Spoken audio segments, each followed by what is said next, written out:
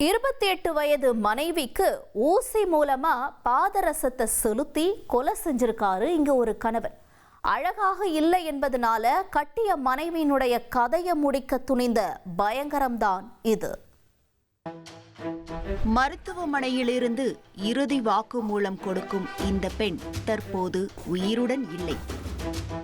9 மாதங்களாக படுத்த படுக்கையாகி உயிருக்கு போராடியவர் தற்போது சிகிச்சை பலனின்றி இறந்து போயிருக்கிறார். இவரது மரணத்திற்கு காரணம் எந்த நோயோ வியாதியோ இல்லை, இவரது உடலில் செலுத்தப்பட்ட ஒரு கொடிய விஷம். ஆம், கட்டிய கணவனே இந்த பெண்மணி உறங்கிக் கொண்டிருக்கும் போது பாதரச ஊசியை போட்டு கொல்ல முயன்றுள்ளார். அந்த விஷம்தான் இந்த அப்பாவி பெண்ணை 9 மாதங்களாக வாட்டி வதைத்து உயிரை பறித்துள்ளது. நடந்த கொடூரத்தின் பின்னணியை அறிய செய்தியாளர் பாரதி ராஜாவுடன் விசாரணை களத்தில் இறங்கினோம். பெங்களூரு அருகே உள்ள அத்திப்பேலே பகுதியை சேர்ந்தவர் வித்யா. 28 வயதான இவருக்கு கடந்த சில ஆண்டுகளுக்கு முன்னர் பசவராஜ் என்பவரோடு திருமணம் நடந்திருக்கிறது. இந்த தம்பதிக்கு 4 வயதில் ஒரு பிள்ளையும் உள்ளது. இந்த நிலையில்தான் கடந்த பிப்ரவரி மாதம் 26ஆம் தேதியன்று சிவராத்திரி தினம் நள்ளிரவு உறங்க சென்ற வித்யாவுக்கு மறுநாள் காத்திருந்தது அதிர்ச்சி. அவரது தொடையில் மிகுந்த வலி ஏற்பட்டிருக்கிறது. ஊசி போட்டது போல் ஒரு தடயமும் இருந்திருக்கிறது. உடல் சோர்வு, வயிற்று வலி என அடுத்தடுத்து உபாதைகள் ஏற்பட்டிருக்கிறது.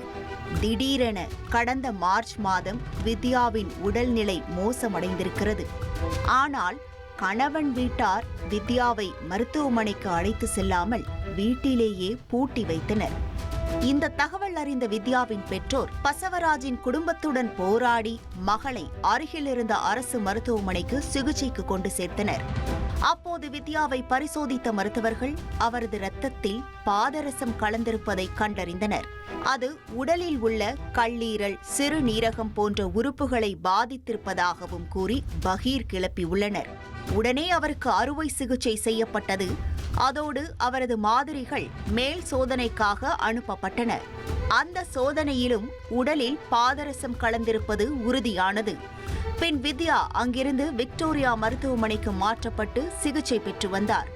9 மாதங்களாக தீவிர சிகிச்சை அளித்து வித்யாவை மருத்துவர்கள் காப்பாற்ற முயன்றனர். ஆனால் அவை எதுவும் பலனளிக்கவில்லை. இந்த நிலையில்தான் இந்த சம்பவம் தொடர்பாக வித்யா போலீசில் ஒரு பகீர் புகாரை அளித்திருக்கிறார். அதில் திருமணமான நாள் முதல் வித்யா அழகாக இல்லை என்றும் அவரது நிறம் குறித்தும் பேசி வசைபாடி வந்திருக்கிறார் அவரது கணவன் பசவராஜ். மேலும் அவரை முட்டாள் என்று திட்டி ஒரு அடிமை போல நடத்தியதாக சொல்லப்படுகிறது. அது மட்டுமின்றி கணவனும் மாமனாரும் சேர்ந்து வித்யாவை வீட்டு வேலைகளுக்கு மட்டுமே பயன்படுத்தி கொடுமை செய்ததாகவும் தெரிகிறது. மேலும் வித்யாவை வீட்டை விட்டு வெளியே அனுப்பாமல் அறைக்குள் பூட்டி வைத்து சித்திரவதை செய்துள்ளனர். இந்த நிலையில்தான் பிப்ரவரி மாதம் ஆழ்ந்த உறக்கத்தில் இருந்தபோது ஊசி மூலம் பாதரசத்தை வித்யாவின் உடலில் செலுத்தி கொல்ல முயன்றுள்ளார் அவரது கணவன் பசவராஜ். அதன் பிறகு 9 மாதங்கள் உயிருக்கு போராடி தற்போது பரிதாபமாக இறந்து போயிருக்கிறார்.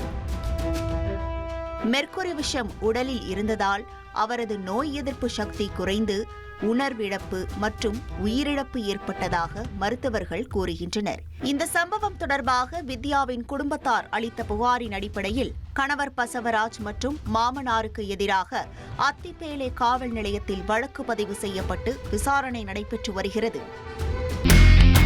இனி செல்லும் இடமெல்லாம் செய்தி. தந்தி டிவியின் வாட்ஸ்அப் சேனலை ஃபாலோ பண்ணினா செல்ல இருக்கும் இடமெல்லாம் செய்தி.